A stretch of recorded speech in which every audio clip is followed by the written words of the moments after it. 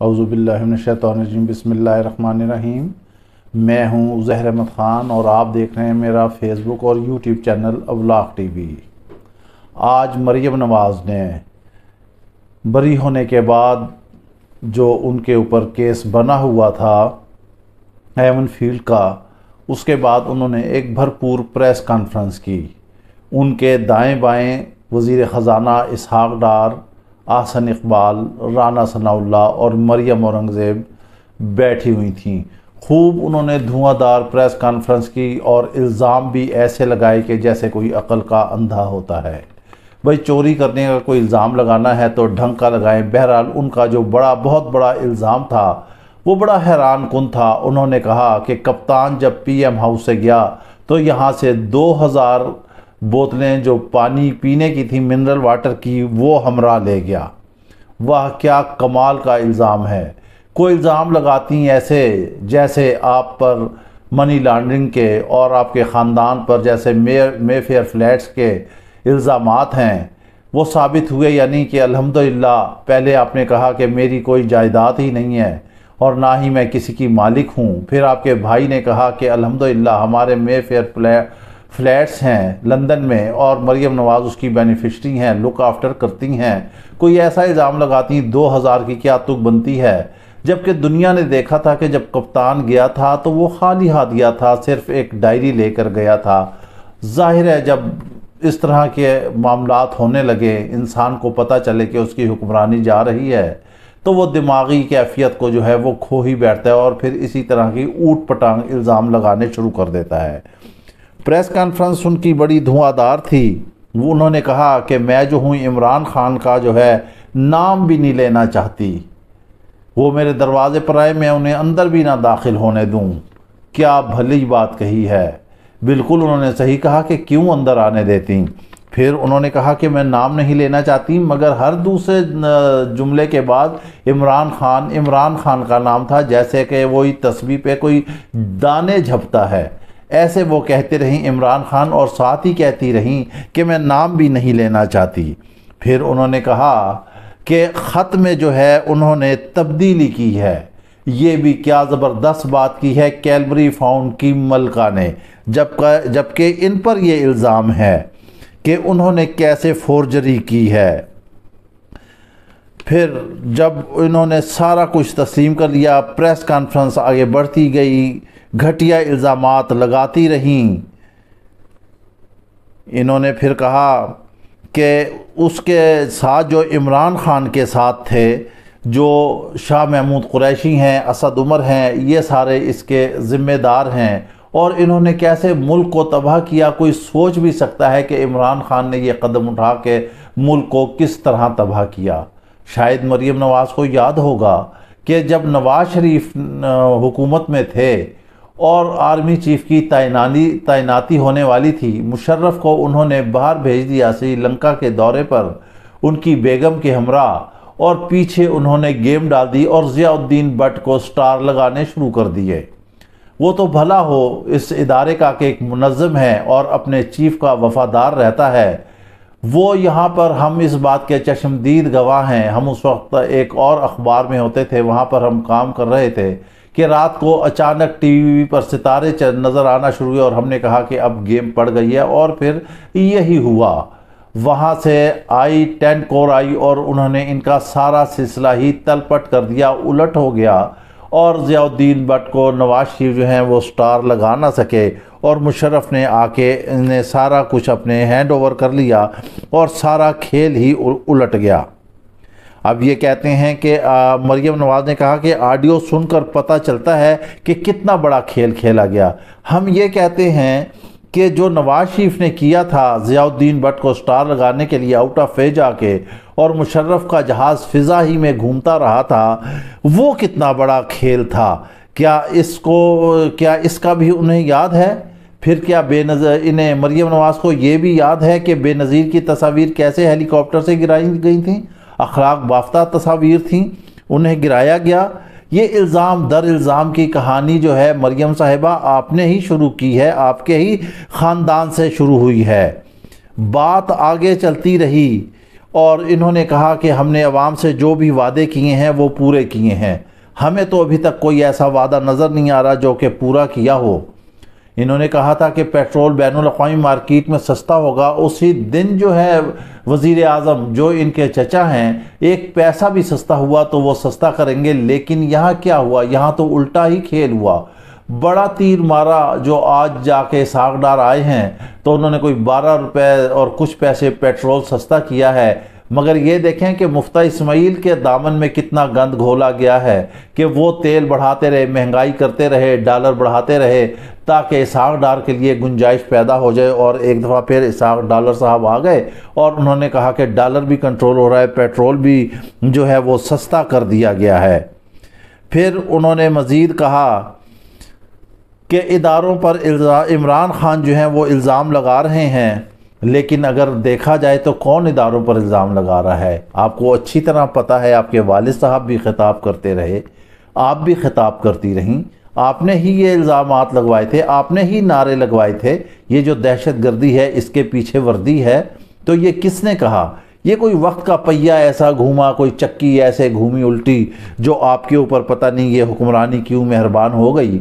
بہرحال شاید آج اس لیے مریم نواز زیادہ اونچا بول رہی تھیں اور کہہ رہی تھیں کہ بڑی زبردست پریس کانفرنس ہے، اور اسی پریس کانفرنس کے دوران انہوں نے ایک اپنی مرضی کا سوال بھی مبینہ طور پر کسی کو لکھ کے دیا چٹ پر، اپنے من پسند صحافی کو، اور من پسند سوالات بھی کراتی رہیں، کیونکہ ریومرز یہ چل رہی ہیں کہ شاید اب یہاں سے شہباز شریف کی بھی چھٹی ہوگی اور آگے جو ہیں اس ملک کی وزیر اعظم جو ہیں وہ مریم نواز ہوں گی۔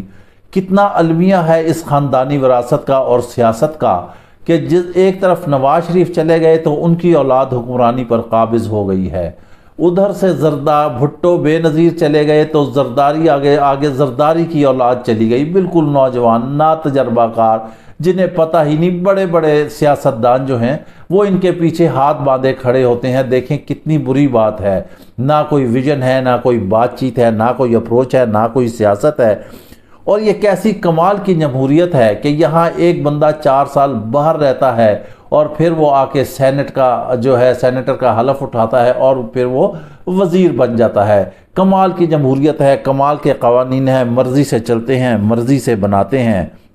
بہرحال ہم آگے چلتے ہیں۔ آگے جو ہے مریم نواز نے مزید یہ کہا کہ یہ جو کچھ مرضی کر لیں، جیسا بھی کر لیں، ہم ملک کے خلاف کبھی بھی نہیں چلیں گے۔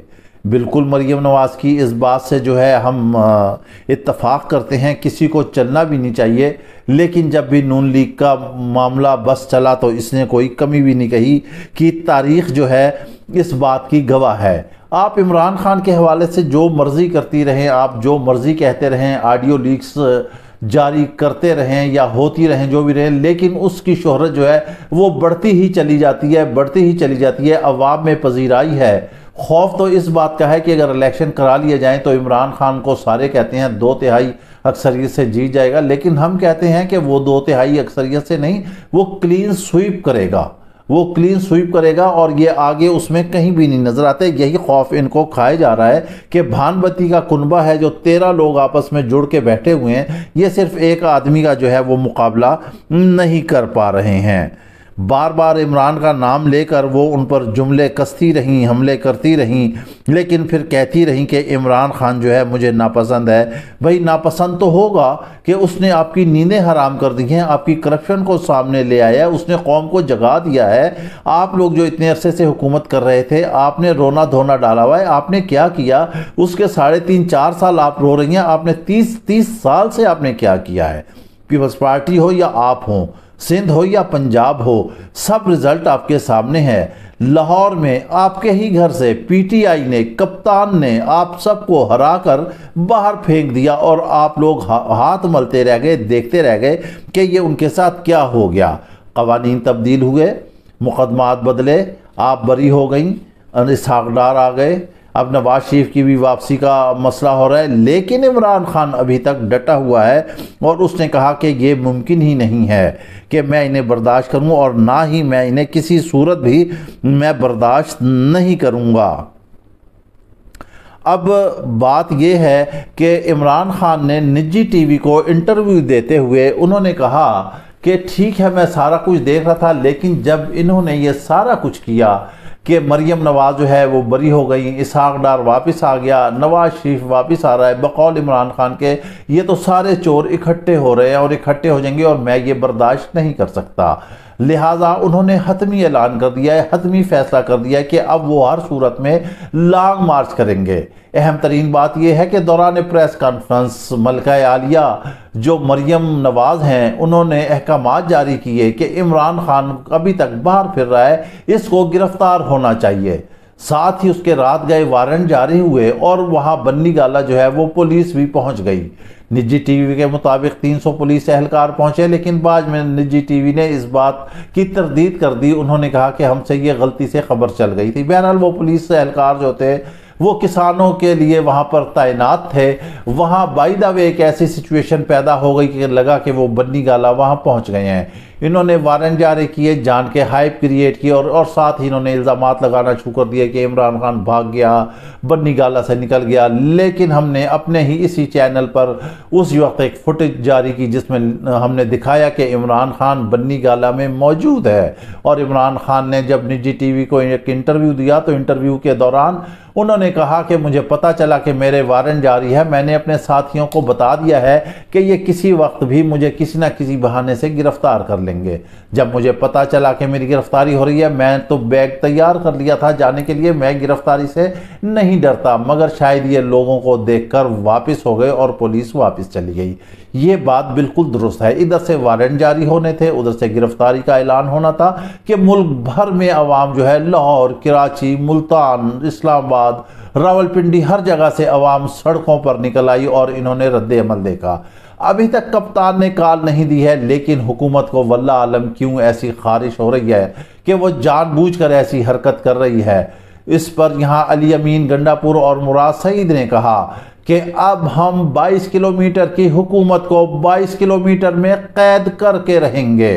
عمران خان نے کہا ہے کہ اب یہ نہیں ہو سکتا کہ میں ٹھہروں، اب ہر صورت لانگ مارچ ہوگا، ہم آئیں گے، گھیراؤ کریں گے۔ جب ان سے سوال کیا گیا کہ آپ کیا لاہ عمل ہوگا تو انہوں نے کہا کہ اگلے 5 سے 6 دنوں میں آپ سارا کچھ دیکھ لیں گے، ہم ان 5-6 دنوں میں اپنی تیاری کر رہے ہیں۔ ہم آپ کو بتا دیتے ہیں کہ یہ ایک وہ اس ملک کا تاریخی لمحہ ہوگا اور اس حکومت کے آخری دن ہوں گے، ان کا کاؤنٹ ڈاؤن شروع ہو چکا ہے۔ عمران خان کے صرف اعلان کرنے کی دیر ہے کہ پورے ملک سے لوگ جو ہیں چیونٹیوں کی طرح اسلام آباد کی طرف روانہ ہو جائیں گے اور پھر ان کے لیے ان لوگوں کو سنبھالنا شروع ہوگا، چاہے ان لوگوں کو سنبھالنا مشکل ہوگا، چاہے کوئی بھی ہو اس ملک میں، عوام کو کوئی نہیں روک سکتا۔ سیلاب جو ہے عوام کا وہ عمران خان کا پیروکار ہے اور عمران خان کے پیچھے چلنے کے لیے تیار ہے، صرف ایک اشارے کی دیر ہے، لیکن شاید حکمرانوں کو یہ بات سمجھ نہیں آ رہی۔ لیکن اب وقت تھوڑا رہ گیا ہے، بہت تھوڑا وقت رہ گیا ہے، جو یہ حکمرانوں نے کیا ہے اس کے بعد کپتان کا پیمانہ لبریز ہو چکا ہے، اب وہ اسلام آباد کی طرف روانہ ہوگا۔ اس کے ساتھ ہی آپ ہمیں اجازت دیجئے، اپنا خیال رکھیے گا اور ساتھ ہی اپنے اس چینل کا بھی۔ اللہ حافظ۔